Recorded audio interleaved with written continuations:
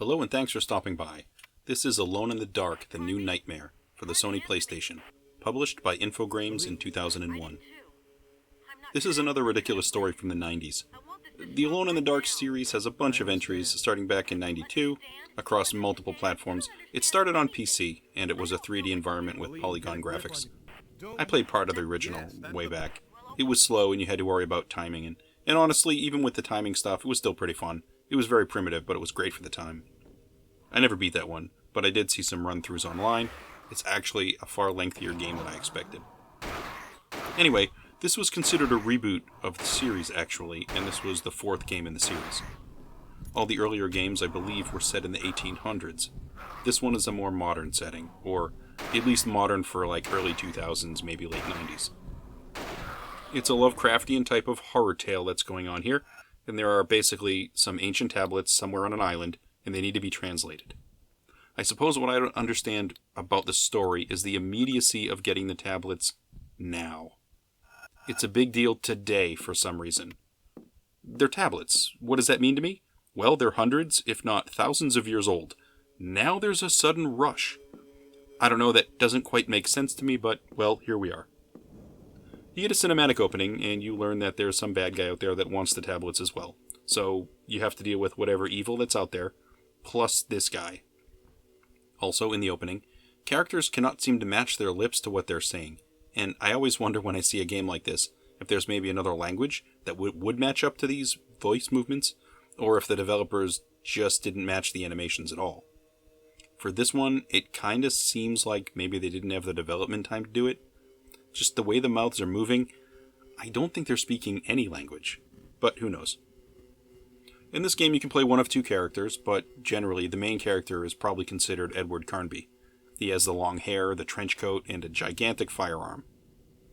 His character is what games and movies in the 1990s thought cool looked like.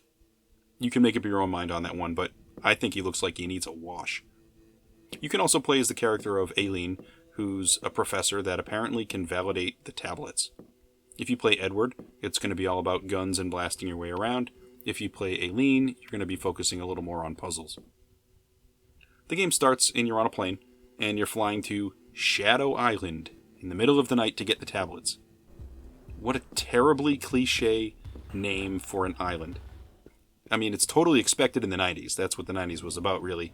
What I don't understand is why we're flying in a propeller plane at night to a remote island in the middle of a rain and lightning storm. There's no logical reason for this, but you are doing it.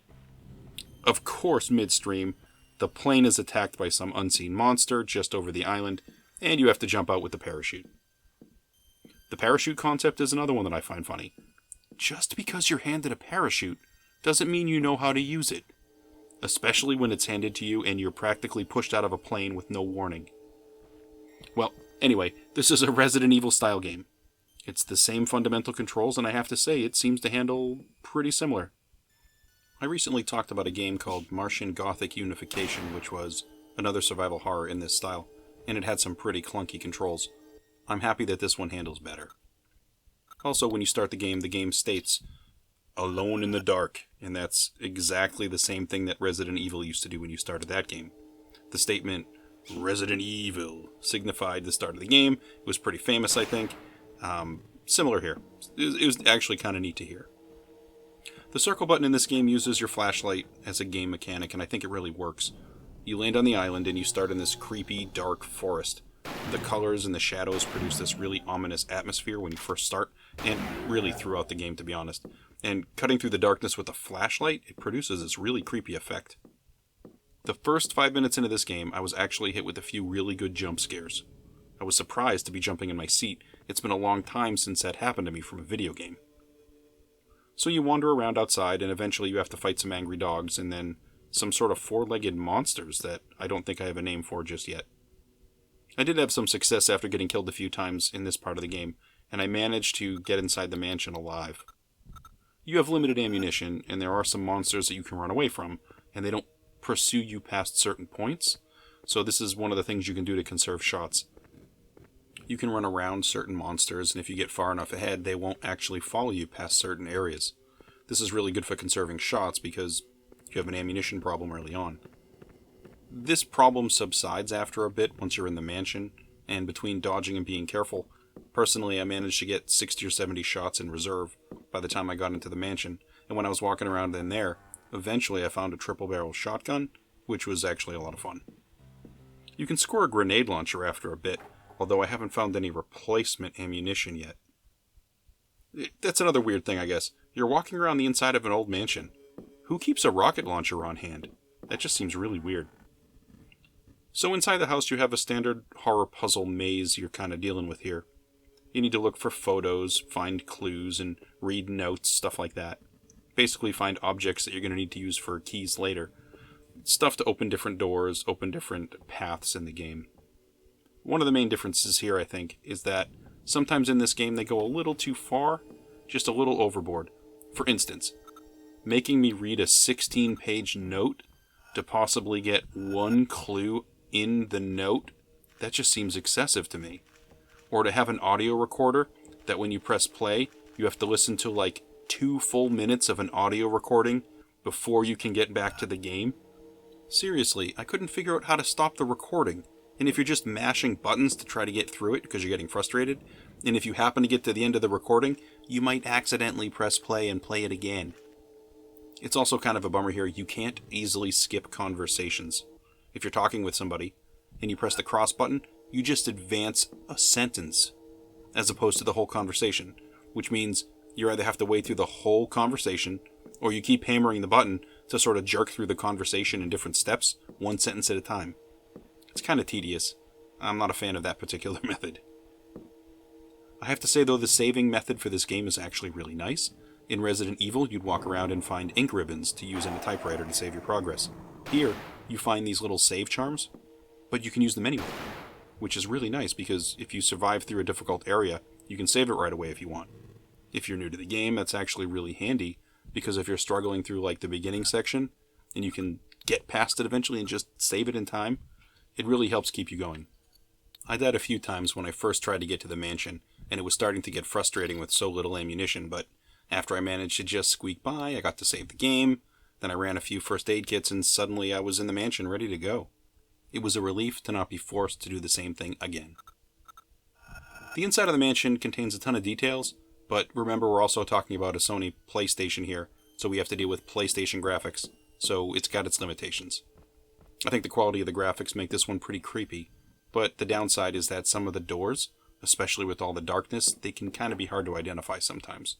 Especially when you're in a hurry, that can be a problem. I think the music in this one is soft and reasonably stable, and then when things get creepy, or maybe a creature's going to appear, the music cranks up to this sort of evil vibe. It's great. It's frustrating sometimes when you're trying to figure things out in an area because it forces you along, but that ability to make you hurry out of a room to avoid something, I guess that's part of the appeal. That's probably a good point to make. The creatures that come after you, they won't follow you through doors. It's definitely useful. You can also play the character of Aileen, and she's the one that's going to start on the roof of the mansion instead of the woods outside the mansion. She spends more of her time running around, dodging and solving puzzles.